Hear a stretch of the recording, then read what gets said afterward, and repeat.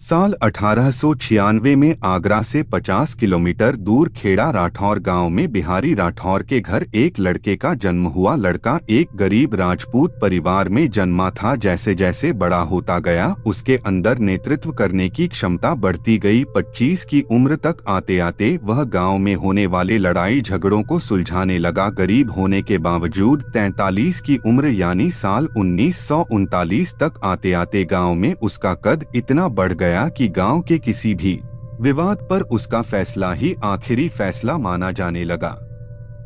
ये बात गांव के कुछ ब्राह्मणों और साहूकारों को पसंद नहीं थी। सभी एकजुट हुए और उस आदमी की जमीन पर कब्जा कर लिया। उस आदमी को कानून की समझ थी, इसलिए सहायता लेने पुलिस के पास गया। साहूकारों ने पुलिस के मुंह में पहले ही पैसा ठूंस रखा था। उन्होंने उस आदमी को दुत्कारते हुए वापस भगा दिया।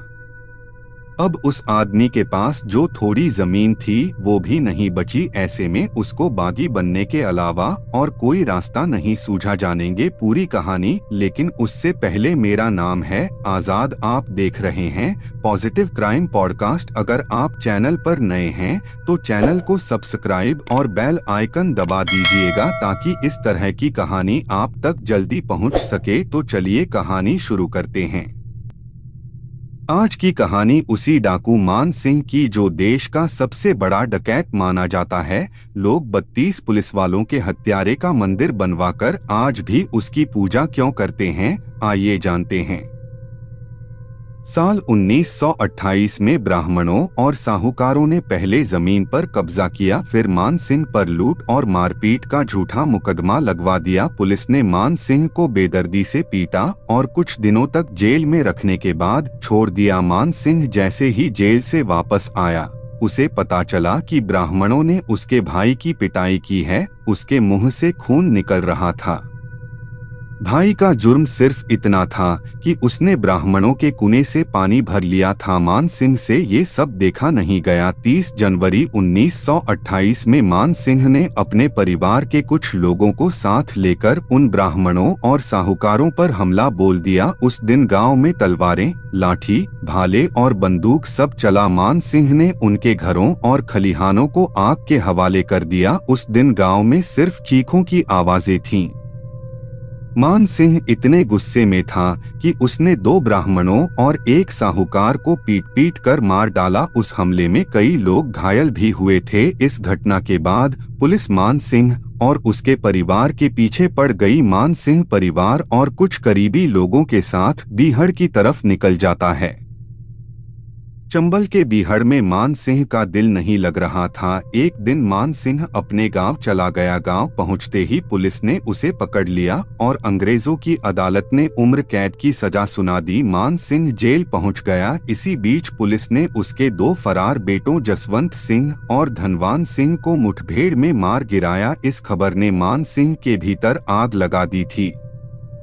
मान सिंह में खून के घूंट पी पी कर जेल में अपने दिन काटे। साल 1939 में अदालत ने मान सिंह को रिहा कर दिया। करीब 10 साल जेल में काटने के बाद मान सिंह जेल से बाहर आया। बाल हल्के सफेद हो चुके थे, लेकिन अभी इतिहास लिखना बाकी था। जेल से निकलकर गांव पहुंचा तो 10 साल बाद पति का चेहरा देख पत्नी रुक्मणी देवी फफक कर रो पड़ी। मान सिंह के अंदर अपने बेटों की मौत का बदला लेने की चिंगारी तो भड़की हुई थी, लेकिन पत्नी का चेहरा देख उसकी आंखों से भी आंसू निकल पड़े। उसने अपने 2 जिंदा बचे बेटों से ही संतोष कर साधारण जीवन जीने का फैसला कर लिया। मान सिंह की सामान्य जिंदगी जीने वाली बात सुनते ही पत्नी रुक्मणी देवी के अंदर मां जाग उठी। रुक्मणी ने अपने आंसू पोंछते हुए मान सिंह से कहा, बेटों की मौत का बदला लो या फिर जिंदगी भर के लिए चूड़ियां पहन लो। जवाब में मान सिंह ने कहा, तुम ठाकुरों की कसम जानती हो, एक बार बीहड़ गया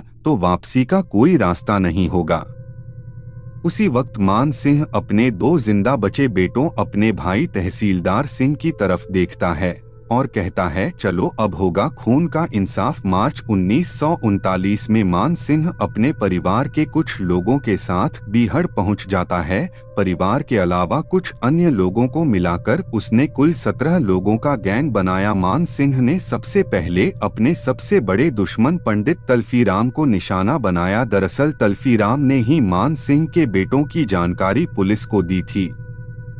इसके बाद मान सिंह ने उन सभी पुलिस वालों को ढूंढ कर मारा जिन्होंने उसके बेटों का एनकाउंटर किया था। उसने कुल 32 पुलिस वालों को मौत के घाट उतार दिया था। 1941 में तल्फीराम को मान सिंह ने उसके बेटे को मारा, उसके रिश्तेदारों को मारा, उनके घरों को आग के हवाले कर दिया। पूरे चंबल में उसके नाम की दहशत फैल गई थी। इन सभी हत्याओं के बाद मान सिंह पुलिस के लिए सरदर्द बन गया था। अपने सभी दुश्मनों को मारने के बाद मान सिंह बदल गया।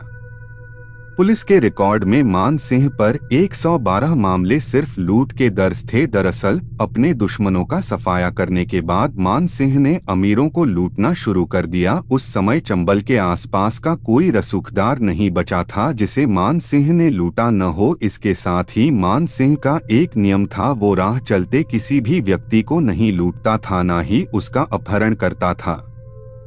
मान सिंह अमीरों से लाखों रुपए लूटता और सारा लूटा हुआ पैसा गरीबों में बांट देता था। उनकी बेटियों की शादी भी कराता था। अपने रहते हुए उसने एक भी गरीब पर जुल्म नहीं होने दिया। उसने हजारों लोगों की हर तरीके की मदद की, इसलिए लोग उसे सम्मान देने लगे। इन्हीं सब कामों के चलते लोग इज्जत से उसे चंबल का राजा कहकर बुलाने लगे थे। मान सिंह के दिल में महिलाओं के लिए बड़ा सम्मान था। उसकी गैंग राह चलती महिलाओं को प्रोटेक्शन देती थी। मान सिंह के डर से गैंग के किसी भी सदस्य में इतनी हिम्मत नहीं होती थी कि किसी महिला को छेड़ दे। एक बार उसकी गैंग के एक डाकू सुल्ताना पर रेप का आरोप लगा था। मान सिंह ने उस डाकू को बुरी तरह पीटते हुए गैंग से बाहर कर दिया था। मान सिंह महिलाओं और बच्चों पर हाथ उठाने के सख्त खिलाफ था। देश को आजादी मिलने के 1-2 साल पहले तक मान सिंह की लोकप्रियता इतनी ज्यादा बढ़ गई थी कि वो किसी गांव में खड़ा हो जाता था तो सैकड़ों लोग इकट्ठे हो जाते थे। एक बार मान सिंह ने एक रैली का आयोजन किया। उस रैली में 3 लाख से ज्यादा लोग इकट्ठे हो गए थे। मान सिंह की भाषण देने की क्षमता मंत्रमुग्ध कर देने वाली थी। आरएसएस से जुड़े सुब्बाराव कहते हैं, मैंने जब मान सिंह को भाषण देते सुना तो अब तक उनको लेकर अखबारों में छपी खबरों से मेरा भरोसा उठ गया था। उसकी भाषण शैली देख मैं अचंभित रह गया था। उसका व्यक्तित्व एकदम रॉबिनहुड की तरह था। 16 सालों में मान सिंह की पुलिस से 90 बार मुठभेड़ हुई, लेकिन पुलिस की एक भी गोली मान सिंह को छू नहीं पाई। साल 1955 तक मान सिंह पर 185 हत्या के मामले दर्ज हो चुके थे। पुलिस किसी भी तरह मान सिंह का आतंक खत्म करना चाहती थी। मान सिंह को मार गिराने के लिए सरकार ने एक विशेष टीम का गठन किया। इस टीम का नेतृत्व मेजर बब्बर सिंह थापा कर रहे थे। मान सिंह बेहद शातिर था। किसी आम मुठभेड़ में उसको मार पाना आसान नहीं था। बब्बर थापा ने एक चाल चली। एक मुखबिर ने बब्बर को जानकारी दी कि मान सिंह भिंड जिले के लाउन गांव के एक घर में रुकने वाला है। पुलिस उस घर में पहले ही पहुंच गई। उस घर के मालिक को डराया और मान सिंह और उसकी पूरी गैंग के दूध में जहर मिलाने के लिए कहा। जैसे ही मान सिंह की गैंग आई, उन्हें जहर मिला दूध सर्व कर दिया गया। दूध पीते ही सारे लोग बेहोशी की हालत में आ गए। इतने में पुलिस आई और मान सिंह समेत उसकी पूरी गैंग को गोलियों से भून दिया। इस तरह मान सिंह के आतंक का अंत हुआ। एमपी पुलिस की डायरी में आज भी लिखा है कि मान सिंह से पहले देश में खूंखार डकैत पहले कभी नहीं हुआ था। मान सिंह की मौत के 16 साल बाद उस पर एक फिल्म बनी थी जिसका नाम डाकू मान सिंह था। फिल्म में मुख्य किरदार दारा सिंह ने निभाया था। फिल्म का निर्देशन बाबू भाई मिस्त्री ने किया था। फिल्म सुपरहिट रही। साल 1984 में आगरा जिले की बाह तहसील के खेड़ा राठौर गांव के लोगों ने मिलकर उसका एक मंदिर बनवाया था। मान सिंह के गांव के लोग आज भी उसे उस मंदिर में जाकर भगवान की तरह पूजते हैं। साल 2019 में मान सिंह के जीवन से प्रेरित फिल्म सोन चिड़िया बनाई गई थी। इस फिल्म में मनोज बाजपेयी ने मान सिंह का किरदार निभाया था। इस हिट फिल्म को अभिषेक चौबे ने डायरेक्ट किया था।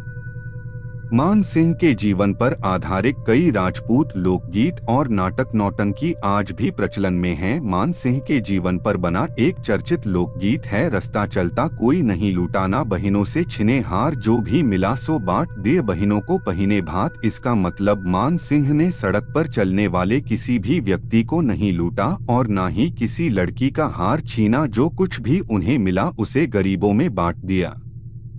एक पुराने टीवी इंटरव्यू में अमिताभ बच्चन ने भी कहा था, बचपन में मुझे मान सिंह का नाम सुनकर डर लगता था। हर जगह उनके रोमांच से भरे जीवन की चर्चाएं हुआ करती थीं। कैसी लगी कहानी कमेंट में लिखना ना भूलिएगा। तब तक के लिए धन्यवाद।